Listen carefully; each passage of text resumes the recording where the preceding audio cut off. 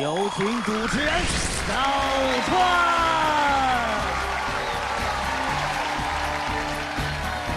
欢迎电视机前的观众朋友走进天津卫视大型情感节目《爱情保卫战》。我们的节目是由休闲旅游领导者途牛旅游网特约播出的。休闲旅游选途牛，下载途牛 APP， 手机预订更便宜。选择幸福，选择亚赛和来盼盼，盼盼到家，安居乐业。本节目由拉芳柔顺洗发露特别赞助，在这里要感谢拉芳柔顺洗发露对本节目的大力支持。天天圈用户特权升级，爱宝粉丝下载使用天天圈提问，就有机会在爱宝节目当中获得导师的现场解答。使用微信摇电视参与实时互动，并分享至朋友圈，就有机会获得实物大奖。今天请到的是著名的情感作家苏秦苏老师，欢迎苏老师。心理学方面的专家于继进于老师，欢迎于老师。大家非常熟悉并且喜爱的王丽云老师，欢迎王老师。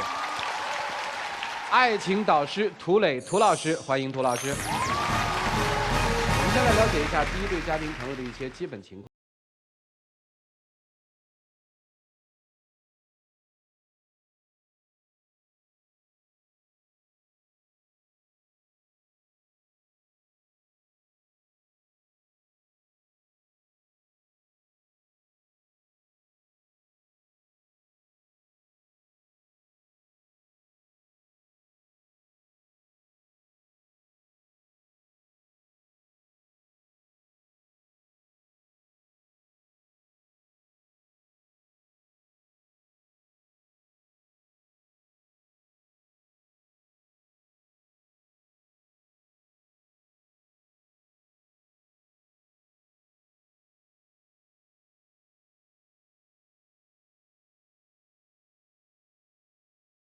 辞掉了工作，跑到异地要跟男友在一起，他们俩的情感会走向一个什么样的局面呢？掌声请出这一对，来，掌声有请。男嘉宾小翟，26岁，来自湖北，是一名技工；女嘉宾小季，25岁，同样来自湖北，是一个个体。来，有请有请两位。愿意在这个现场公开箱子里的秘密吗？愿意。我愿意。谈恋爱多久了2年多。怎么认识的？我们是初中同学，毕业了之后他在荷兰上高中，然后我在湖北实验，就一直保持联系？没有，然后就有一次那个初中同学聚会，然后2个人见了面，互相留了电话号码，然后他经常给我打电话叫我出去玩吃饭啥的，然后慢慢就有好感，2个人就开始交往了。交往了之后，他就到西安工作，然后我一直在湖北老家上班。这个异地恋有多久？1年多。后来发生了什么？你发觉不对了，要看他去啊？就13年11的时候，然后我们公司放假嘛，然后我就去找他玩，然后就在无意间上他 QQ 的时候，发现他和其他女孩然后聊天就挺暧昧的，然后那女孩问他睡了没，然后让他陪他聊天好不好，还说想他了什么之类的话，然后我看我就可生气了。啊，那女孩就是我同事，别的同事啊？对，同事单位里都聊完了，还 QQ 呢？就说聊点其他的嘛。哦，别的也没啥。那你聊天人家干嘛给你发信息说想你了，而且还说聊通宵，你都同意了？有时候说点那个很正常吗？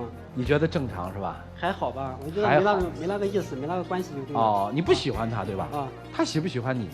这个我不知道。你到底喜不喜欢？你怎么会不知道啊？肯定也不喜欢。一个女人不喜欢一个男人跟他聊一宿？因为我们平时在一起玩的比较多，所以说说话说的比较来，就这样。我问他们俩到底咋回事嘛，他也给我说不清楚，然后我挺生气，我就回老家了。回老家之后，我就把他的电话、QQ 全都加黑名单了，然后就准备跟他分手。后来发生了什么没分呢？后来那天打电话打不通，我就回老家找他了，结果就给他道歉，然后上班的时候、下班的时候会接他，然后给他做饭吃。过了1个来月吧，他就原谅我了。什么时候去的西安呢？去他那个地方？14年9月份的时候，然后这就溜溜就过了1年了。因为就跟他俩一直是异地嘛，然后就我父母挺反对的，然后就在家里给我安排了几次相亲，然后他们都跟我说相亲对象条件啥都挺不错的，因为我心里有他嘛，都没去看。然后家里给我压力挺大的，而且我跟他俩都是异地。然后我就感觉挺累的，然后就来西安了。我在家里什么事都没做过，然后过来了之后还要给他洗衣服、做饭。后来为了给他减轻负担，就出去找工作。因为在家里是坐办公室的，然后就是有点心高气傲的那种，然后就是出来一时没有找到适合自己的工作，然后我有一个朋友在摆摊呢，然后就跟他一起去摆摊，从中午12点就出门，一直到晚上11、2点，风吹日晒的，有的时候连饭都吃不上。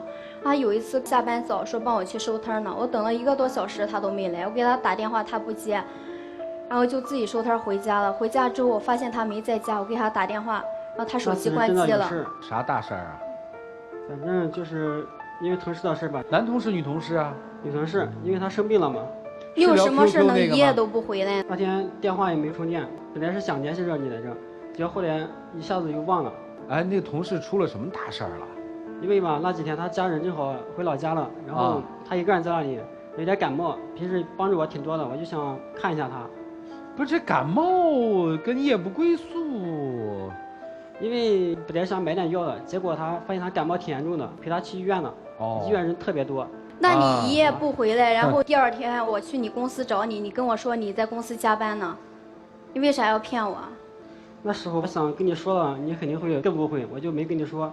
那是你心里有鬼，你才会觉得我会误会。如果你跟我说清楚的话，我肯定不会想那么多。后来呢，姑娘，你又发现什么了吗？我跟他说一起去看电影，他说那电影没意思啥的。然后我给他洗衣服的时候，在他衣服口袋里面发现看过的电影票，我就问你，你是跟谁一起去看的？那是公司里边给他2张票，正好我也在旁边。他就说了，给2张票有什么用？又没人陪他去看，正好旁边人就说了，让跟我一起去看。结果就随口答应了。那你就去啊？我想嘛，就看看电影。那你直接把票要回来带他看多好，干嘛跟他看啊？我觉得电影没什么意思，看就看吧，反正我觉得无所谓嘛。我想以后有好看电影的陪他一起去看。然后我就挺生气的，我让他去看电影他就不去，他同事一说让他去看电影他就去。那真的是我没有想那么多当时。后来就有一次我跟他俩就是2周年嘛，然后就说好一起在家做饭的，我还在厨房洗菜呢，他接了一个电话就下楼了。然后我把菜洗完之后等了半个小时，然后我打电话他也没接，我以为他是下楼去买东西了，我就想下去看他怎么回事。结果下楼的时候就发现他和那女孩然后在楼底下小声的说话，而且那女孩还哭哭啼啼的。那是因为他遇到生活上的困难，所以他一个人。啥困难啊？跟你哭哭啼啼的。反正工作上不顺利吧。他没少来楼下找你聊天吧？没有，我们很少见面的。你不是同事吗？同事，除了上班很少见面。不是看过电影吗？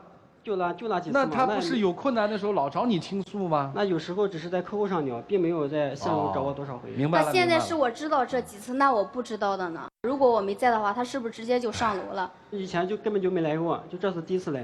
好。你去过他那儿吧？没有。没有，那人家生病了，你送人家回家，你是怎么回去的？我就送到楼下。那次真的是送到楼下我就走了，反正我就没进他屋里边。其实进了也没什么。不能进。为什么呀？因为我就他也怕的事，我也怕的事，就怕哪个事儿？有的事就不怕什么事儿啊？比如说你们俩心里没鬼，怕那事儿干嘛呀？正常的同事关系，他生病了，你把他送回家。那我们现在也没有鬼，你看现在还不是搞得好了，明白了。姑娘，你今天来干嘛呀？分手。分手你就不来了，还是舍不得，还是不甘心。毕竟2个人在一起那么长时间了，而且异地都过来了，现在心里肯定就是有一点。行吧，明白了。来，老师们一起进入丘比特问卷。这个世界上有一种最光明正大的借口，就叫同事。我怎么没跟我同事，尤其是异性同事单独看过电影呢？人家怎么不来约我呢？人家干嘛就只约你不约别的男生呢？人家干嘛半夜感冒了只给你打电话，不给其他男同事打电话吗？真的因为你们2个人像你所说的那样，还是你在日常行为当中已经对那女孩表示出一些好感和愿意照顾她的情绪？任何一个女孩都是聪明的。你想，她找涂磊老师，她知道涂磊老师一定会拒绝她，说我凭什么陪你看电影？对，感情这事儿我从来都相信一个巴掌拍不响。所以这姑娘刚才你一直在说，哎呀，我们俩这么多年了，不舍得。但是我一直认为，女孩不能太上赶着，家里过得好好的，啥都不要了，工作不要了，爹妈都不要了，就来奔着他。你这么上赶着，他不会珍惜你的。你不要再看着他了，搬出去自己住，有点尊严。不论是离开还是在这儿，起码过一个正常女孩应该过的生活。我觉得一个20多岁的女孩就过这种日子，将来是没有希望的。男方听好了，我已经敢断定你出轨了，100%的出轨了。100%没有啊。为什么这么说呢？出轨啊，分2种，一种是精神出轨，一种是身体出轨。你可能会认为说我没身体出轨，所以我理所当然，找着各种借口。但是其实对于女人伤害而言，有的时候精神出轨比身体出轨伤害还要大。就是这种暧昧不清，你已经把你的女朋友折磨成这样子，你已经把你的那个女同事折磨成那个样子，其实你所带来的伤害已经达到出轨的效果了。另外一个，他出了问题之后，你居然从湖北跑到西安，出了问题反而对他更好了，那结果是什么呢？更进一步的纵容了他。出轨之后还大言不惭，我帮助同事。这个男孩子，我说一句跟他们俩稍微那什么的话，你看有些男孩子啊，他有女人缘儿。他不是说像男人那个特英武、特高大那种、特威猛啊，那个女人都喜欢。实际有时候不是，有时候他弱弱的，他说话和女人他能搭上话。我估计这个男孩子可能属于这种，但是这可不是你的优势。人家说你来我这儿是什么发烧了，你就这边吧也怕得罪，那边我就偷偷跑去，结果你还都得罪。孩子，如果你要是属于阿姨说的这种，你以后一定得改正你的性格，这样是不行的。感情上的问题来不得这种迂回啊！我就说这些。好，谢谢王老师。在这个世界上，最不怕的是那种十恶不赦的人顿生恶念，最害怕的是一个老实本分的人，却有了一颗不本分的心。这种人是最害人的，因为他不容易被识穿。而受伤的只有他身边的人。女人最厉害的是什么？女人最厉害的是她基于生物的本能的那种直觉和嗅觉。但女人最大的一个缺点就在于喜欢自我安慰。而男人呢？男人最大的一个缺点就是自以为是，自作聪明，犯了错之后又反过来跪着求女方原谅。好吧，来。接下来的时间留给你们自己，一起进入柔顺拉芳黄金60秒。你愿意原谅我吗？这事是我真的没处理好，我也没有想那么多会这样。也许是我真的做的不对，你下来我也没好好照顾你。再给我一次机会吧。我为了你不顾我父母的反对，我跑到这里来，我就跟家里都闹翻了。你看我到西安来，你一次又一次的欺骗我。弄得我都没退路了，我不知道我回去咋跟他说，我也不知道我能不能该相信你。这真的是不会，真的可以说得清的。原谅我吧，不想和你分开。你以前向我保证过，你说了你不会跟他再见面，不会再联系，结果呢？你一次又一次这样对我，你让我怎么相信你？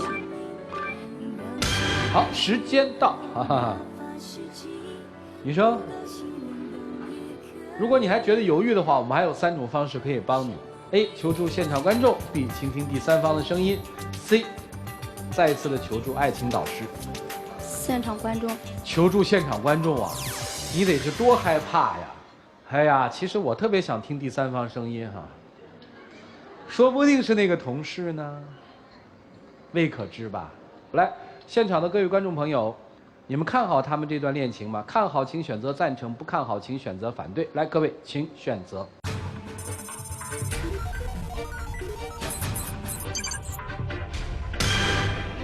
84.62%的观众不太看好，看了观众反应了，看好还是不看好？各位，不看好。我觉得男方这么做特别伤害女生，不要再相信他了，赶紧离开他吧。我觉得男生他也朝三暮四了，如果女生继续跟他在一起的话，也许会受到更大的伤害。把话筒给旁边那位，是男女朋友，谈了多久了2年。也2年了哈，跟他们一样哈。是初中同学吗？高中同学。啊，你看现在，高中同学哈，没工作呢吧？没呢。以后小心他的女同事哦。哈哈。看好吗？不太看好，我觉得他就是和女同事在暧昧不清，他可能不足够爱他现在的女朋友，再给自己找备胎。行，谢谢啊。来，两位交换箱子吧。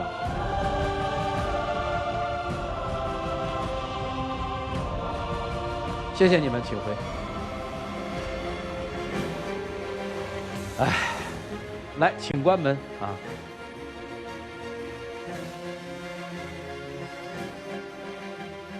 好了，看看女生自己的选择吧。5、4、3、2、1，精彩节目。5、4、3、2、1，请开门。哈，啊哈，啊哈。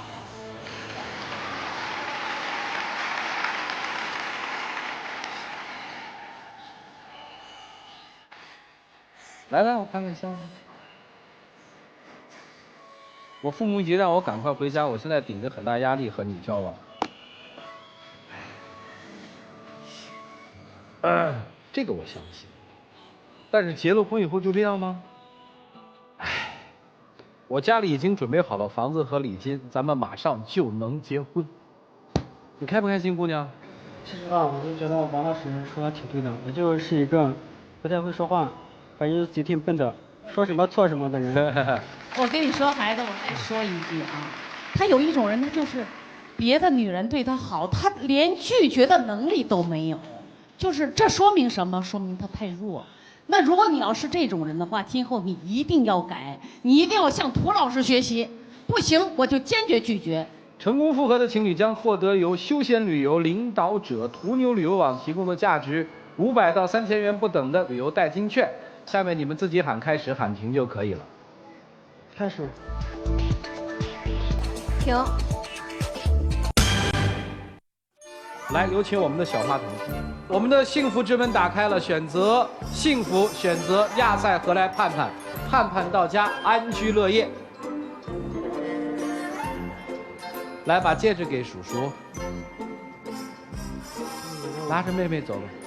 接下来，我们来见证属于他们自己的浪漫时光。我虽然已经跟你说了这么多了，但是你要相信我，我真的没有说对不起你的事。希望你能原谅我，答应我吧。你能保证以后不和他联系，不和他再见面了吗？我肯定跟他什么都跟你说清楚，原谅我吧。你最后回答我一个问题，你求他原谅的时候，甚至求婚的时候，他问你个问题，你都没正面回答，你以后能不跟那个人往来了吗？这个需要一点时间。为什么呀？因为毕竟是好朋友，你不可能说不理人不理，毕竟在那里上班嘛。我会让他辞掉工作，跟我一起回老家的。会吗你？会。啊？会。你大声说。会。两位请回，谢谢你。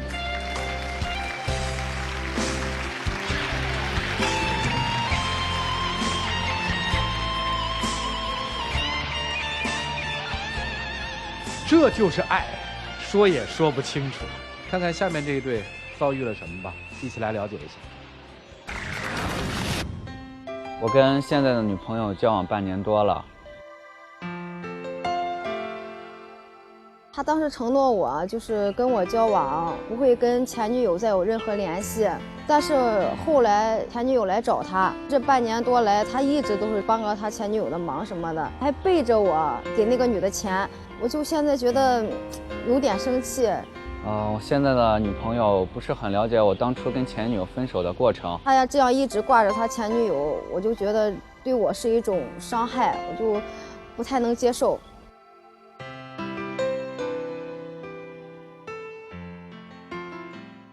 女生提这个问题，我也挺想问的，为什么呢？不是已经分开了吗？让我们用掌声请出这对嘉宾。来，各位，掌声有请。男嘉宾小帅24岁，来自山东，是一名程序员；女嘉宾小娜23岁，同样来自山东，是一名设计师。来，有请两位。愿意在这个节目现场公开箱子里的秘密吗？愿意。愿意。小片里说是刚结束了一段恋爱，然后你们俩在一起的。对。是谁先追的谁？他追的我。那个时候他是一个什么状态呢？刚开始的时候他比较忧郁，比较难过，然后我们本来就认识，然后我就一直陪着他。后来他也挺感动的，就跟我提出了交往，我就答应了。你是因为喜欢他，所以跟他提出来让他做你的女朋友呢，还是说你会觉得说我在疗伤的时候，这个女生一直陪着我，她对我不错？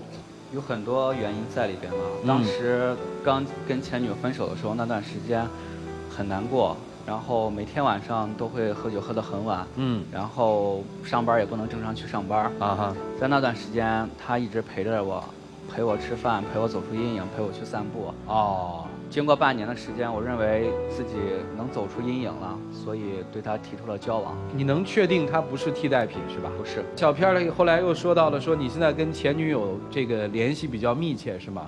是的。他找你干嘛？一般都是他打电话，可能有很多事情需要我帮他的。都是一些什么事情？比如搬家，陪他去吃个饭。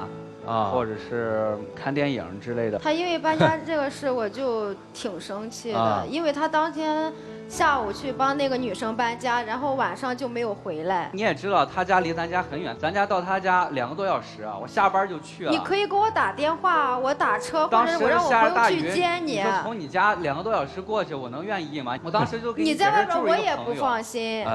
这个那天住哪儿了？我自己开的房间，然后在他家附近。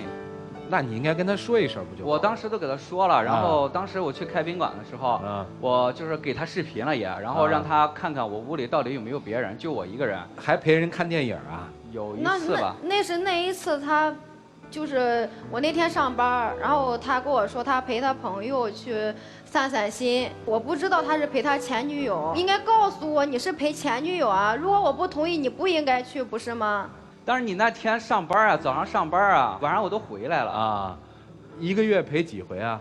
我一般情况下他给我打电话，我都会跟他说。你跟我明确一点，是不是你的前女友一叫你，你就会出现？我也想拒绝。之前我们分了之后都说得很清楚了，我说这段恋情我已经走到结束了，我会有一个新的开始，我也希望你有一个新的开始。但是他只要一给你打电话。你虽然说你每次都征求我的意见，但其实你都是希望我支持你去。她一个小姑娘也挺不容易的。你没正面回答我的问题啊？是他逢打电话你就到吗？差不多吧。小片里面还提到了一个你借钱给他是为什么？那是因为人家有需要，给他说那个你借我点钱，他就借给人家2000块钱，到现在都没有还。他又不是不还那钱，到现在都半年了都没还，还还。他一个外地的小姑娘在这儿工作又不容易，2000块钱还得租房子这么多钱，我又不是不还，只是当时还不了，我说可以放宽点儿。不，这个借钱的事儿他跟你说过吗？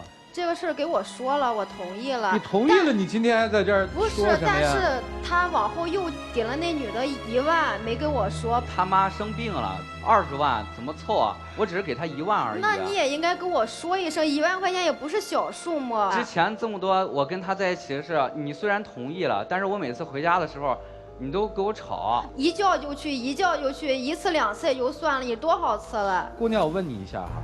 你知道他为什么跟他的前任女朋友分手吗？之前不了解，但是现在也差不多了。那你能告诉我是什么原因吗？前一阵子同学聚餐，然后别人就说你俩现在怎么样？我说我俩挺好的。后来他就说，那他跟他前女友现在还有联系吗？我说有。然后朋友就非常激动说，怎么还有联系？说那个女的这么伤害他，他还跟他有联系。然后我就懵了，我就说怎么伤害他了？我说当时分手不是女方也受伤害吗？女孩子比较脆弱。他说不是，他说在一起的时候那个女的就背着他出轨，然后后来是他一次一次的原谅之后，后来实在没法忍受之后才分开的。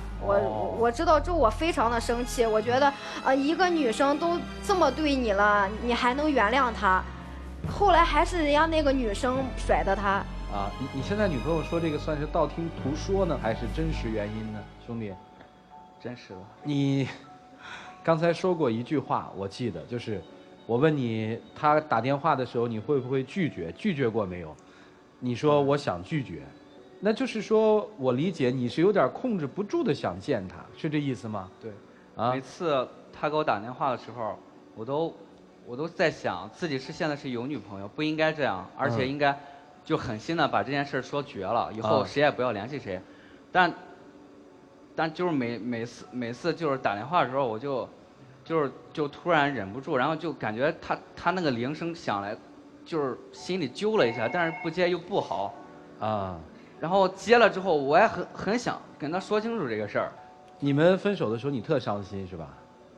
是，分手的在一起2、3年了，然后他有什么需求想买什么，只要我能办到的，只是我办不到的，我也会去帮他去办。哦，后来分手的真实原因是什么呀？当时我们毕业之后工作了，其实我的前女友工作能力是一个不怎么样的人。我当时家里托了关系，也是给她找了一个工作。后来她可能接触的人比较多了，发现她经常去酒吧、夜店之类的玩。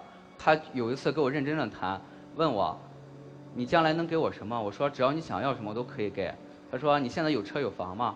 我说：“有。”她说：“这不是你的，我需要是一个男人自己靠自己的能力，不靠家人能力去买，而且不需要还贷的那种，我不想跟你还贷。”然后他就跟我说：“我们还是分开吧，这样比较好。”就是他提出的分手。对。你跟你现在的女朋友交往，和前女友交往，哪个让你觉得心里更快乐？现在的。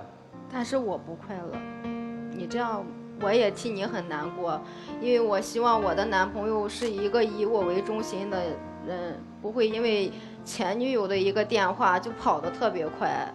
这半年我一直陪着你，我希望你能够走出这个阴影来。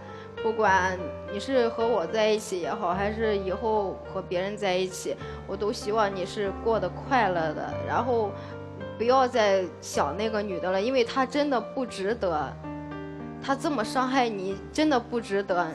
我真的控制不住自己，而且当时他跟我分的时候，我也很，就当时我都跪下了，我说，你想要什么都可以去满足啊。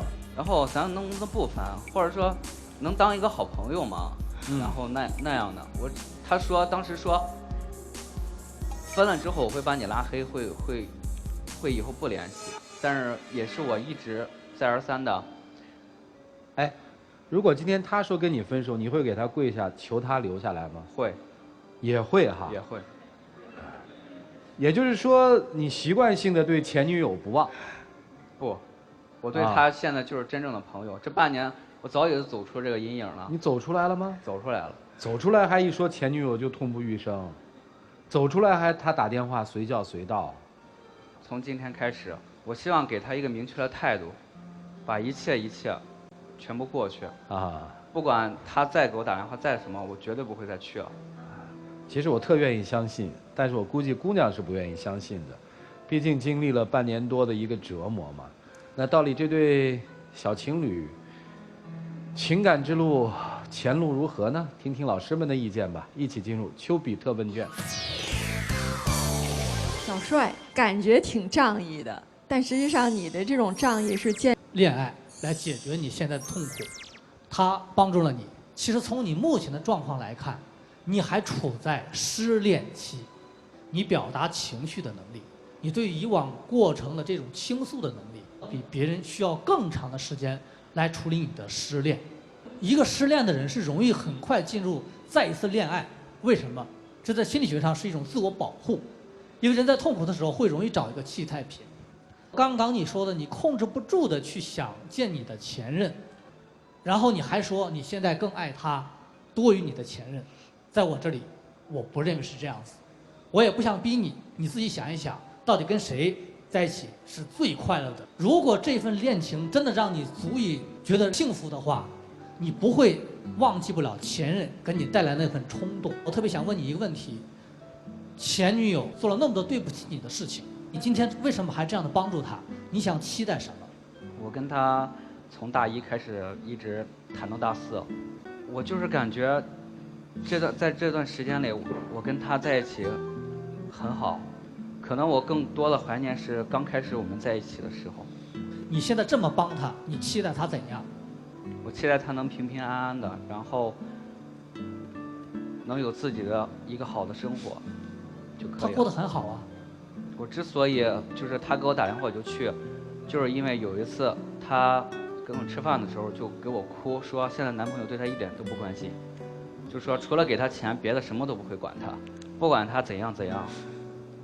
在上节目之前，我也让小帅做了一个心理测试，我让你在这张纸上随便的画了一些东西。首先我看到的是，在这张纸的上面画的是你和你的现任女朋友，对吗？对。说明在你的理性当中，你非常想和她和好，这点女生听好了，她并不是一个花心的人，并不是一个不在乎你的人，在她理性当中，她非常在乎你，她也想这样去做。但是有一点，在下面，她又画了2个兔子，在我们的心理学当中，这2只兔子其实代表的是2份感情。你的前任其实还压在你的潜意识里面，你还没有把它处理完。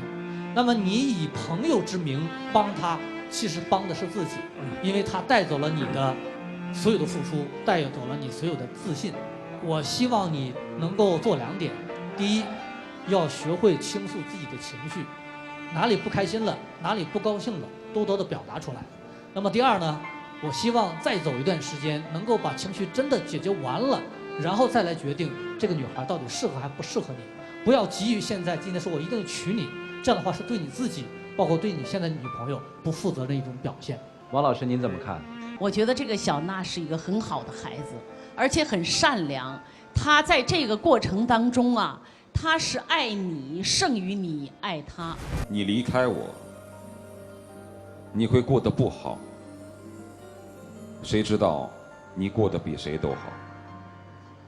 我以为我离开你，我会过得很好，但是我过得比谁都不好。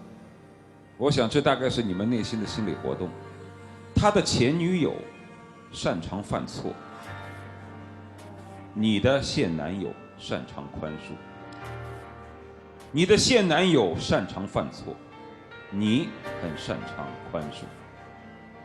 他的前女友一哭，他就掉泪；他跟你一跪下，你就心软。所以你们3个人之间形成一种很奇妙的关系，一环扣一环。擅长犯错的人，1次是无知，2次是不知悔改，3次是执迷不悟，长此以往就不再认为自己是在犯错误，他反而认为那是对的。而擅长宽恕的人，1次是善良，2次是包容，3次就是犯贱，长此以往就变得是一种义务。于老师问男生说，你期待你的女朋友给你什么回应？他一定是有期待，他始终让自己不断的这种宽恕和帮助来证明你是个错误。所以每次当他的前女友哭诉着来到他面前的时候，他便认为前女友似乎是良心发现，我的这种高尚产生了价值，你的这个现男友也是一次一次这样伤害你的，跟他的前女友伤害他是一模一样的，而且你也选择了忍耐。所以说你们身上其实都透露着我们普通人身上都有的一个问题，那就是盲目的心软，无底线无节操的包容，而无法自拔。不爱你的时候又说爱你，但是心却在别人那儿，那是爱你吗？你要愿意一辈子消沉就消沉嘛。24岁什么都不干了，天天就纠缠那点感情的事儿，人生都塌了。唉，剩下的事儿和时间留给你们自己吧。人生是你们自己的，一起进入柔顺拉芳黄金60秒。刚才我切入你的途径，你可以选择使用，也可以选择不使用。来看一下 ：A. 求助现场观众 ；B. 倾听第三方的声音 ；C. 求助爱情导师。选 B。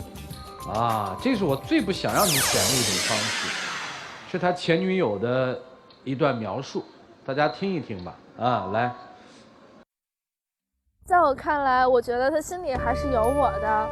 在我们分手之后，我几次都找过他，他对我来说，我无论有什么样的要求，他都是有求必应的。从心里来讲，我知道可能我不应该再找他了，可是我还是就是忍不住。我跟他在一起的时候，我确实做了对不起他的事情，我也觉得错了。我就是不想待在他身边。这是几个意思啊？这是，我来翻译一下啊。我离不开他，啊，我离不开他，这是第一句话的意思吧？第二句话的意思就是我错了。第三句话的表面意思，原文就是半句嘛，叫我就是不想待在他的身边。可是你倒回头来翻译是说，他可没说我不想占着这个男人啊。所以兄弟，你看你听听这个东西。你们还在那儿犹豫什么呢？换箱子吧，看看那个秘密能挽救一些什么。来交换吧。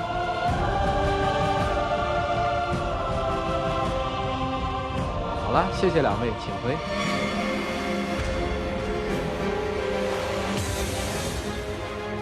来，请关门。